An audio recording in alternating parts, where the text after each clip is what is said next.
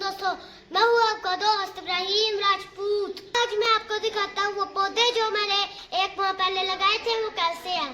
तो ये पौधा मैंने उस दिन लगाया था तो इसके ऊपर पहले फूल नहीं थे, अब देखे कितने ताजा ताजा फूल निकल रहे हैं। दूसरा गुलाब है, इसके ऊपर कलियां निकल आई हैं, भी चंद दिनों में खिल के फूल बन जाएंगी। तो ये मरवा का पौधा है, तो ये भी माशाल्लाह बढ़ रहा है, तो ये भी ठीक चल रहा है। ये नींबू है, नींबू भी ठीक चल रहा है, बड़ा हो गया इतना, पहले इतना था। ये दरेंक है, ये हमने काट दी थी तो इसके जड़ों में से फिर ये दरेंक निकल आई है छोटी सी। तो ये देखिए ये चंबेली की बेल है, ये भी माशाल्लाह बहुत खूबसूरत है।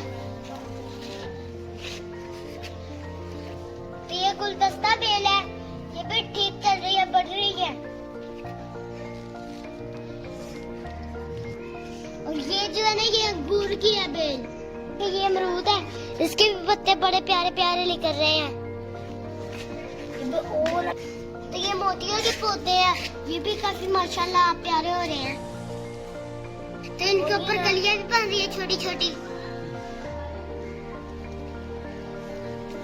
तो दोस्तों मेरे पौधे आपको कैसे लगे, प्यारे लगे तो आप भी अपने घर में पौधे लगाया करें।